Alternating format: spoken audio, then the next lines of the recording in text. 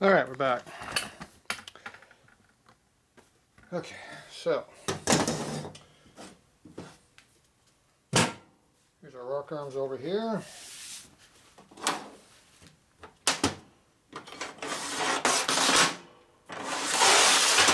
They're all cleaned up. They're numbered. That one's 3, 4. That'd be front head. 1, 2 would be rear head.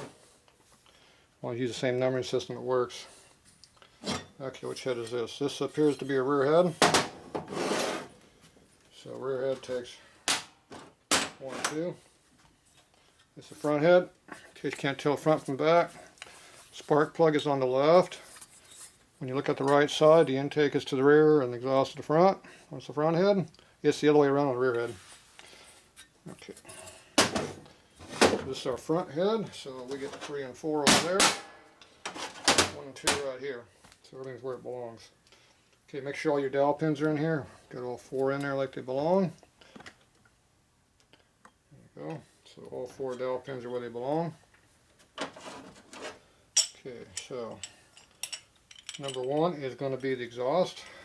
So we start 1, 2, 3, 4. These are all cleaned up. Tips are all reground. That was the marking. That was a scrub mark we had on this one. Number 2 had this scrub mark here.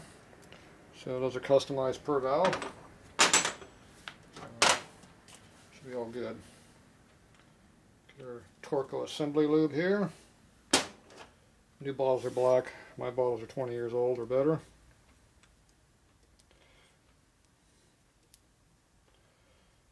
A little liquid snot in there like that. You assemble them.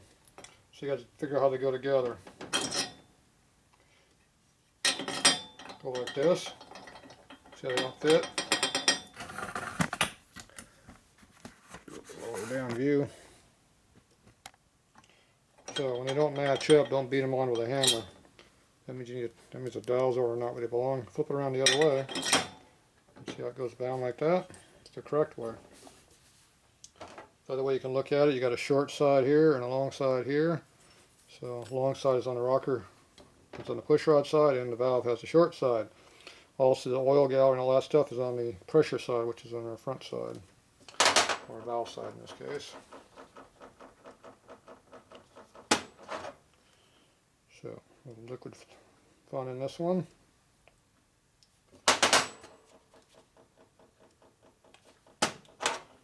And make sure you lubricate this.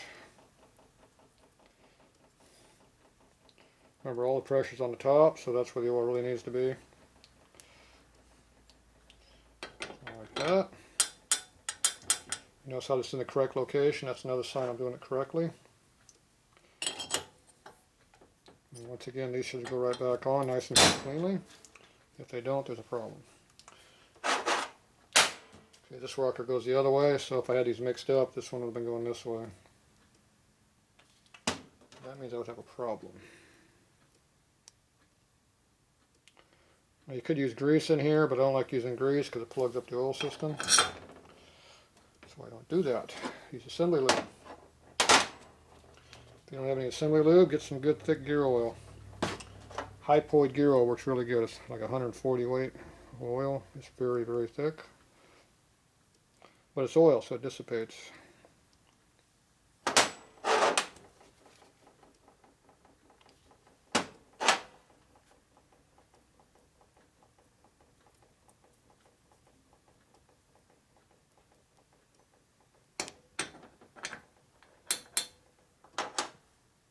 Remember, long sides on this side, shorts on the push rod side, or the rocker side.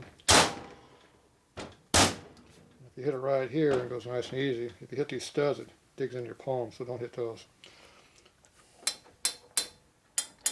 It's a good sign. Now you can see how tall of a nut you can put on there. Because that is an option that you have available. At least I do, because I have lots of nuts. Harley only has one style to use. I have 2 different ones I can use. Okay, so this one here is, what number are we doing? It's number 4. 4 is an exhaust. So exhaust is over here. So we're working backwards right now. Notice how it still goes back down like it's supposed to.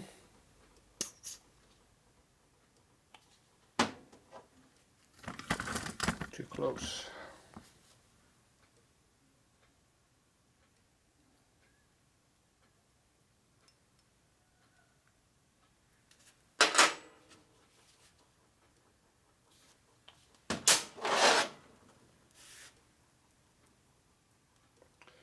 Don't be afraid to put lube on things. I'm not going to hurt this by over lubing it. Once again, I got the correct one. The rocker's on the right side. These are doweled here too, so make sure all the dowels are in there. Boom.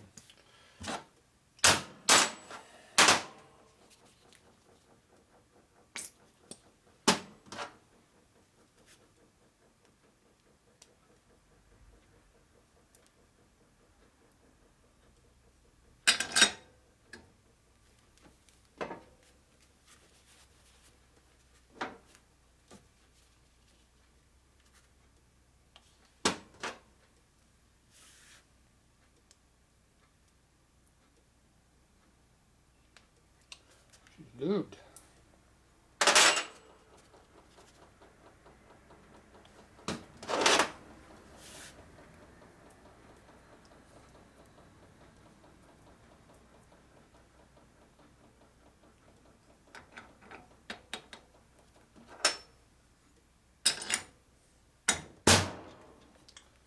Go.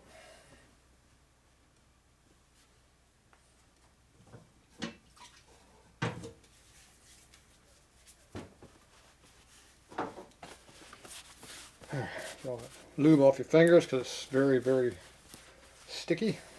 Doesn't go away very easily. That's why it's called assembly lube. Good oils will stick to your fingers and not go away very easily. Okay, so now we got to figure out our nut situation. So the factory nut is one of these. Cad plated flex lock. Flex lock means it's got each one of these little tabs. It's cut on the top, and each one of these little fingers is sticking in. So if you look at that hole, it's hexagon shaped. It's not round. And see how it's smaller than the big hole over here. So this is a high heat locking nut. So this is a short one. It's only that tall, 1/4 inch tall.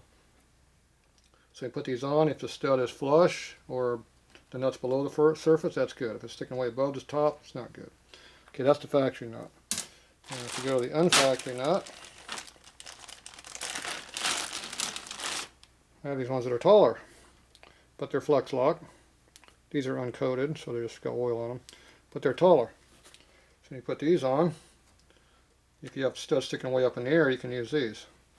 So this one here is a little bit short on the stud on that one. On this one here, it works really well. So I don't like mixing up my studs though, so my nuts. See how this one sticks up a lot higher than this one? So this nut here will take, this one will take the tall nut, no problem. You put this one over here, see how it's not quite into the flex lock, so it's not good, it won't work.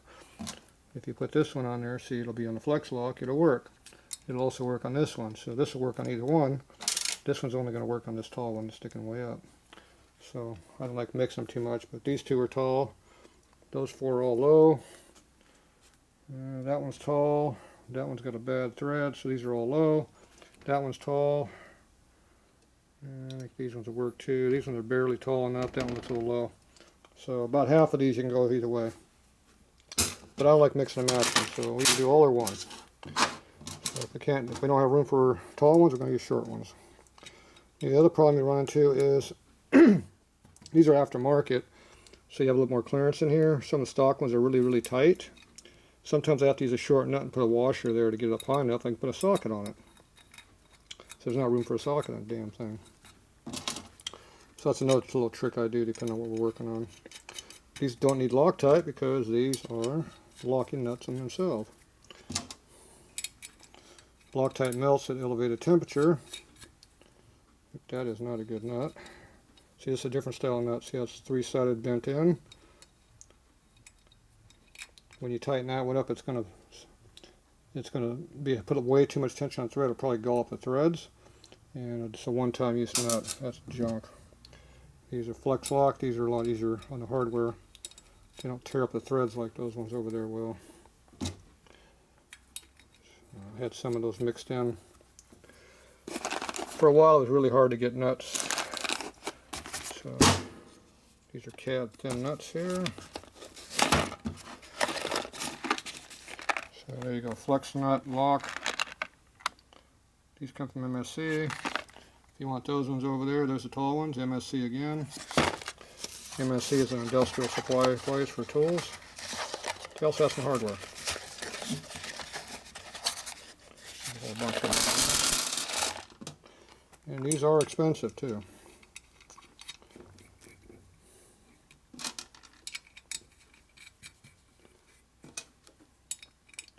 These are not cheap. Now nylocks are really nice, but the problem with nylock is the nylon melts at elevated temperature, like these heads we'll see, and then it doesn't do anything. That's why they use a flex lock. These are good to over 1,000 degrees and still working, whereas nylocks are going to be dead at probably 350 to 400 max, probably 350, they'll be done. Loctites, this particular Loctite is good to 450, but that's a very, very high one. Most of them are 320 to 360. So better ones are usually 350, 360. This head will see way more than 360 degrees inside of here. So there you go. Alright, so these are all 8 of them in there. 8 on this side, 8 over there, that's 16 total. And we didn't use that crappy one. Alright.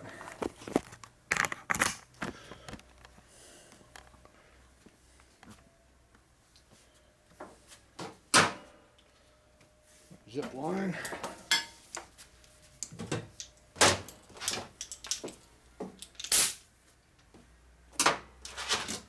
Use my 1/2-inch socket with my zip gun.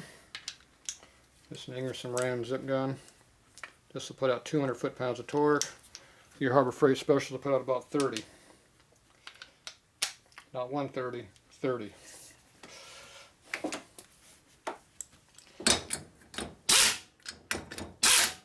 So use a pattern.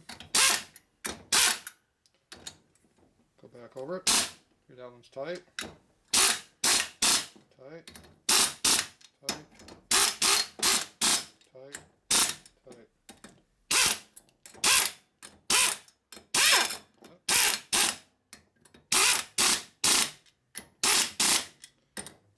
Take it on until it hits. Get an extra one.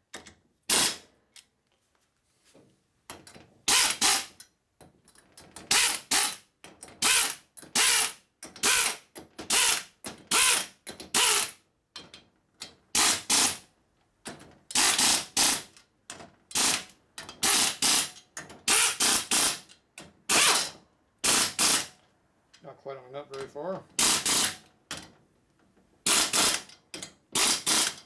Okay, make sure the rock arms move.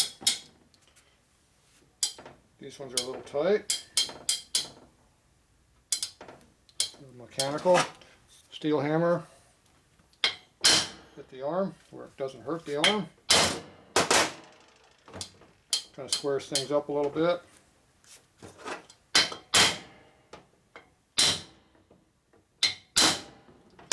You'll find certain ways makes it worse and other ways makes it better.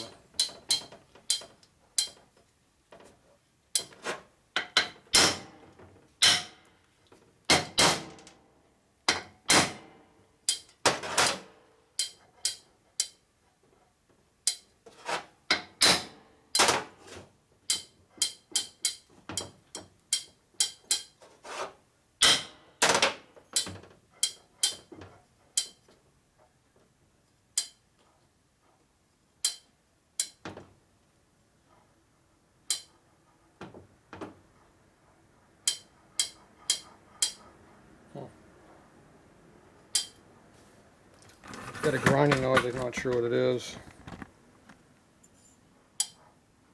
Hear it? It's got in play. It's not tight, it just has a noise I don't like.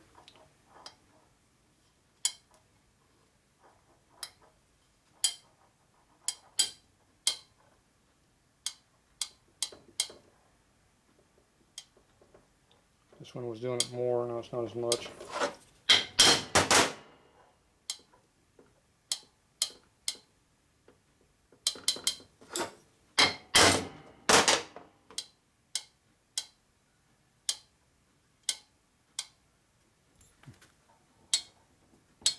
And these are doing a little bit on this side too. Not much, a little bit. This one's good.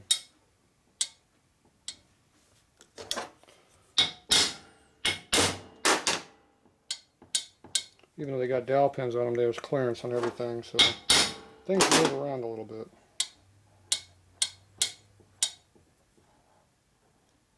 Here. These are all brand new parts too.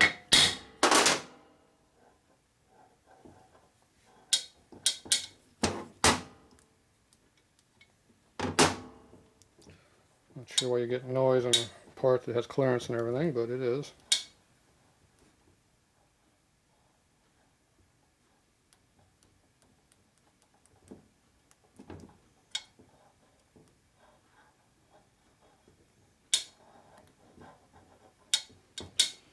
Alright.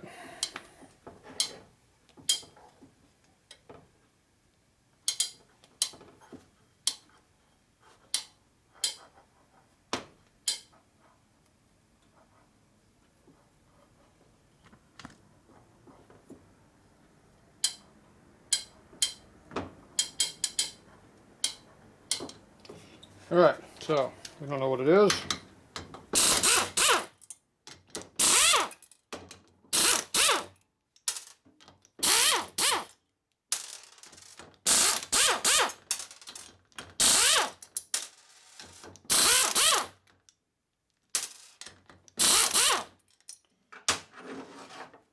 I guess if something has a burr on it, it's making noise.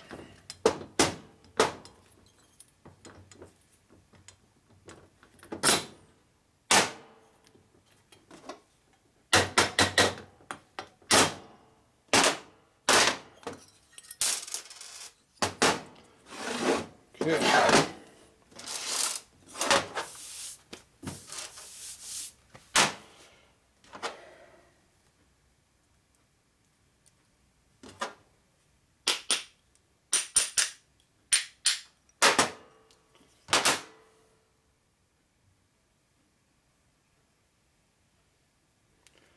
So you push on it this way, you can feel it.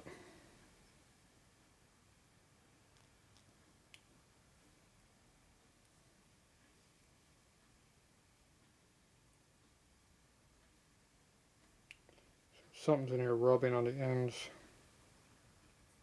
You can feel.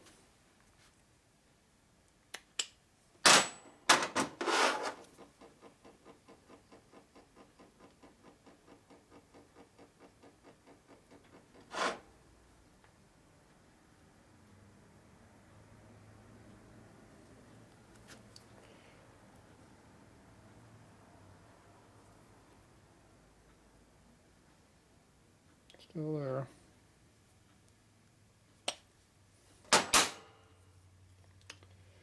So my guess is that there's a little bit of a radius here on the inside of this edge, a little fillet, and that possibly is causing a problem. Because these are very sharp edge. Actually, they're not. Their radius pretty good. They have a fillet in there too, but you can see how that's dry through there looking.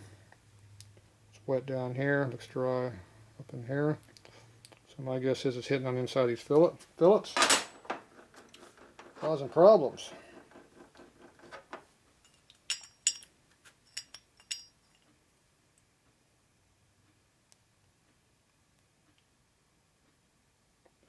Not sure exactly what it is, but you can feel it in there. It's definitely something. All right.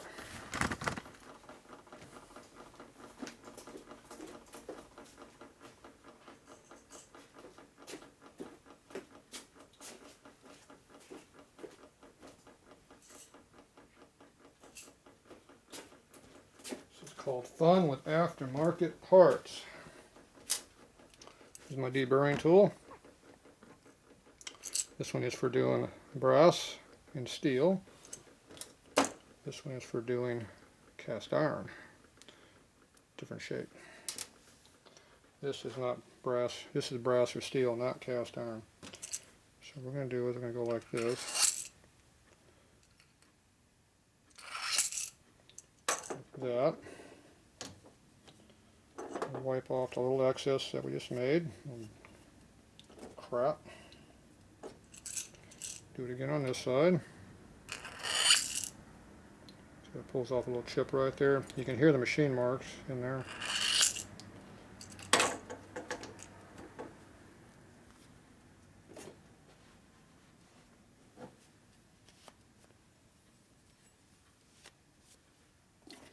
Now we're taking our same rocker arm, putting it back in there.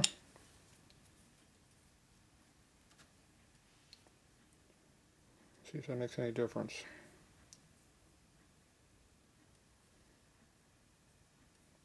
Still feel a little bit, but it's a little bit cleaner.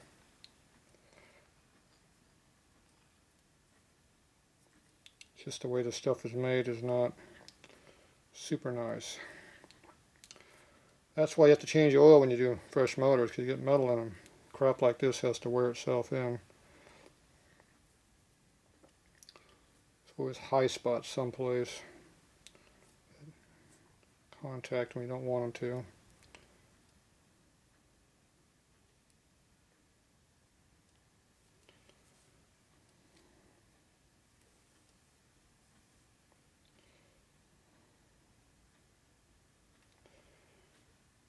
See, it should not be hitting at all because there's an undercut on the rocker arm right here. So if we're getting anything that's contacting at all, it's on the panhead arm here. It's inside of here. But the problem is not this.